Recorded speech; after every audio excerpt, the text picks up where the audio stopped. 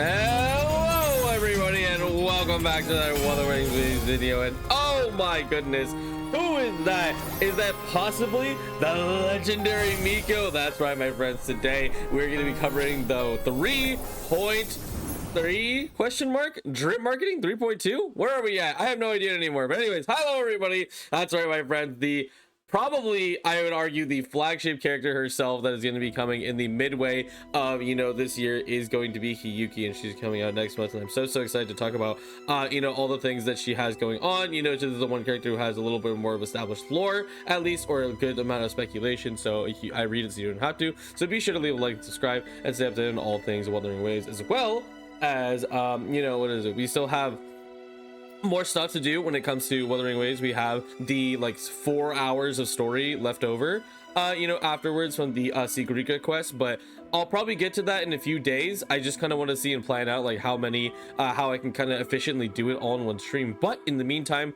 what is it, for the next 10 days we are going to be doing Arknight's Enfield stuff, so that's a lot of stuff to look forward to. But anyways, let's get started on actually taking a look at what Hiyuki has to offer. And first off, I mean, we got to do the obvious part, man. The art. Oh, hello Geoff Keefley, by the way. Where's the gameplay? Typically I would wait because I have a feeling that it's gonna be Denia should be here too. It would be very weird for Denia to have so much prominence and then not become playable, but I don't know.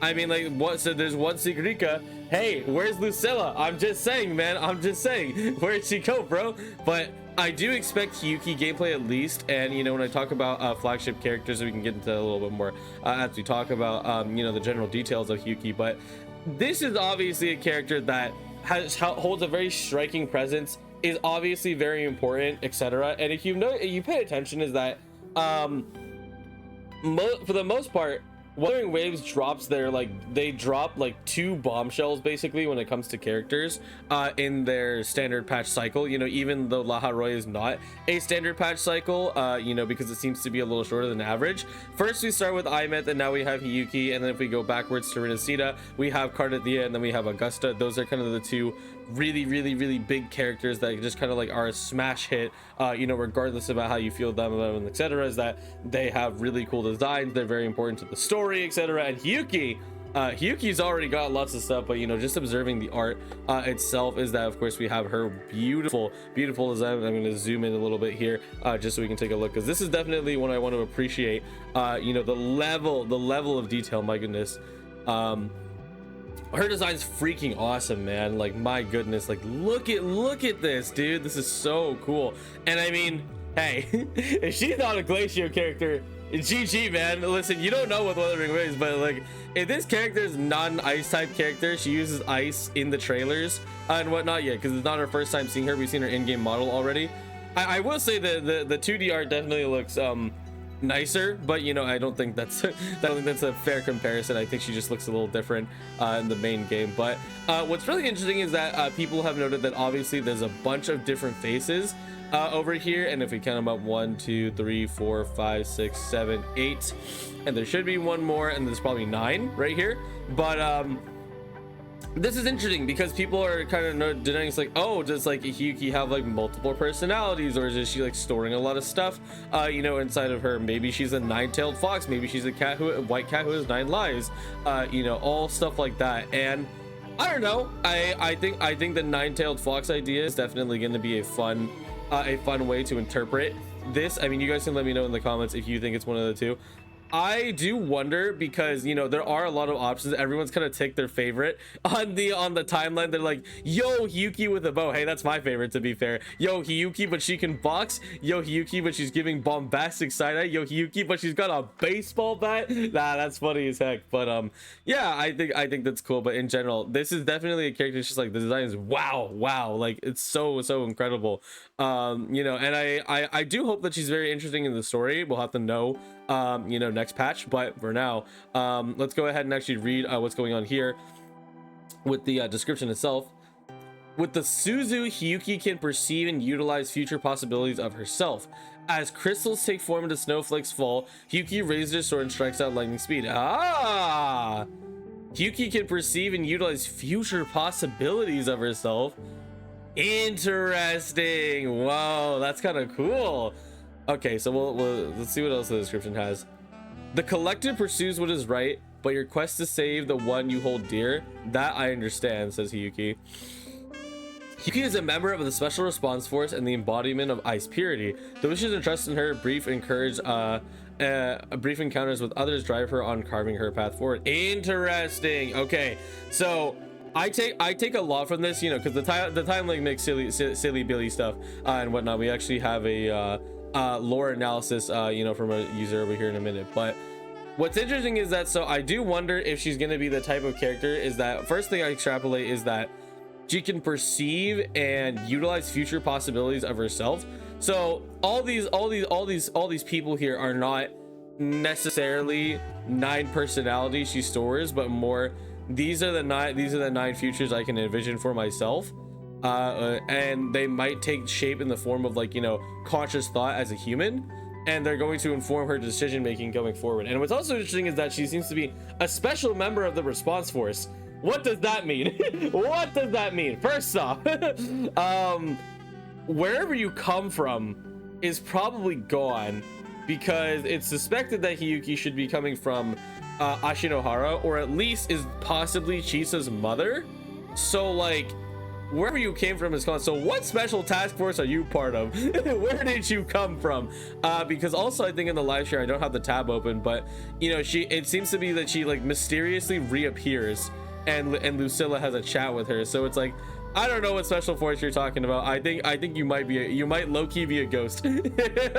But yeah, no, that's funny. So we do get a lot to extrapolate out of here, but she's clearly, obviously, you know, ghost, I'm joking, she's clearly alive.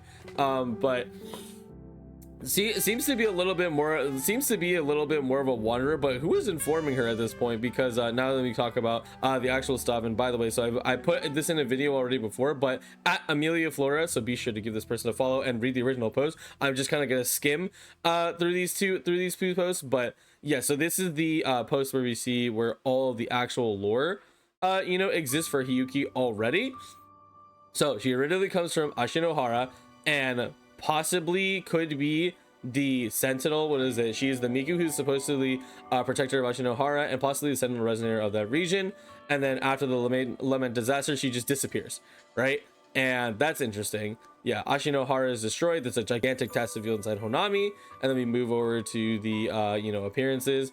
So she exists inside CHISAS, inside her cherished items, and then once again, I've talked about that already. So these are kind of the bits and pieces you know, that we can get where like she already exists in the game. And if I go to this newest post talking about abilities that we just saw, based on the excerpt from the official announcement, Hiyuki appears to possess a very unique ability system with a strong theoretical undertones. Yeah, and this is like kind of like CHISAS. So I'm gonna scroll down to CHISAS thing here. Let's see here. So here we go. Where did it go? There it is. All right. On the other hand, CHISA's ability, Eye of Unraveling, bears a very strong resemblance to the concept of Choko's no Mangan. Both allow the user to see lines and points in depth of weaknesses or in as objects or as living beings. If those lines are cut, the object is destroyed regardless of durability. And yeah, this is also CHISA's thing. You know, we joke about the opening thread from Demon Slayer, but she literally does this where she attaches her threads in combat and then it's just like, oh, I cut it, think you're dead. So if it's true CHISA is strongly connected to the Miko, then she simply inherited Miko's related abilities, one of them which manifests through her unraveling eye. And you know, I jumped over the stuff over here, but let's see here. From a physical perspective, Hiyuki's ability can be seen as a personification of the phenomenon of quantum superposition. She sits within the wave function that encompasses all possibility states in herself. Yeah, and this is another thing. You know, people joke about the nine-tailed fox shenanigans, but I think based on the description, it really does show that this is not, you know, there might be physical or there might be mental manifestations of these 9 personalities, especially the baseball bat. Hey, she can take a baseball bat to me. What am I saying? Nah, but this is definitely like just like a council of informants, you know, that Hiyuki does to influence her decisions. And it's gonna be really interesting that you know, they're trying to put in you know, the whole situation of Lahai-Roi with another character crossing over from a different region. It's effectively destroyed, and you know, has the Praxis Overseer, has basically all the key plot points to make these things happen, because you know Chisa's been doing pretty normal stuff at the academy. She's not doing anything crazy, but this could be humongous if Hiyuki really does have this level of connection to Chisa, or at least that Chisa will kind of be the key, I think, to solving and understanding what goes on with Hiyuki.